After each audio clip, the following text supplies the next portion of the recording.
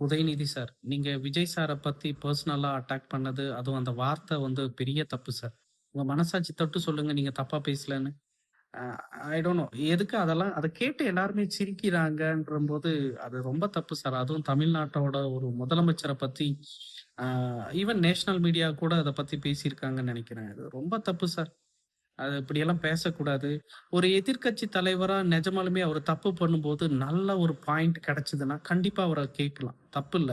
ஆனா நீங்க அவரு எது பண்ணாலும் தப்பு. அவரு எது பண்ணாலும் அவருக்கு தெரியிறதில்ல. சார் அவருக்கு தெரியலனாலும் படிச்சுட்டு இருக்காரு சார். ஐ மீன் கத்துக்கிட்டு இருக்கிறாரு.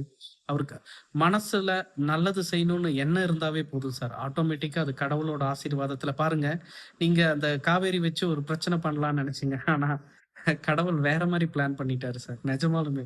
எனக்கும் ஐ மீன் அந்த ஃப்ரைடே ஈவன் நாங்க எங்க கொலீக்ஸ் கூட நாங்க பேசிட்டு இருந்தோம். ஒரு சிஎம் வரப்போறாரு. தமிழ்நாட்டு கர்நாடகா போக போறாரு.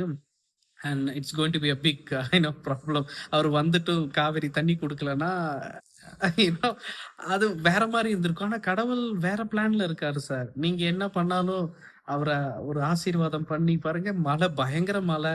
அ ஆட்டோமேட்டிக்கா தண்ணி வந்துருச்சு சார். அ உங்களால அத வச்சு ப்ளே பண்ண முடியலல்ல. இங்க பாருங்க.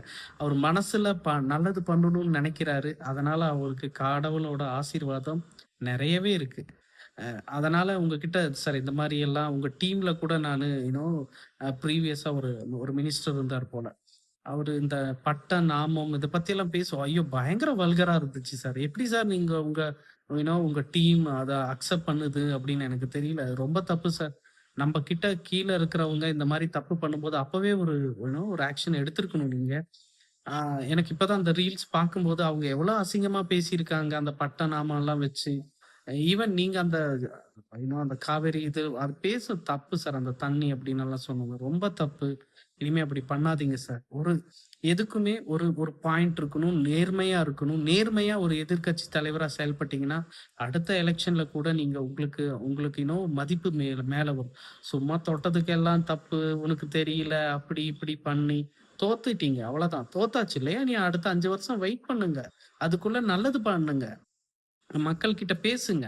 அவங்களுக்கு திருப்பி உங்களுக்கு ஓட்டு போடுறாங்களான்னு பாருங்க. அத விட்டுட்டு சும்மா ஒரு நல்லது அந்த மனுஷன் நல்லது பண்ணணும்னு நெனைக்கிறதுக்கு நீங்க தடக்கல்லா நிக்கிறீங்க பார்த்தீங்களா? ரொம்ப தப்பு சார்.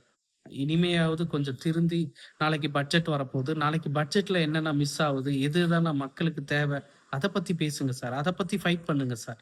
தேவையில்லாம இந்த மாரியெல்லாம் ரொம்ப கீழ இறங்கி போன மாரி இருக்கு சார். உங்களோட என்ன இன்னும் தரம்.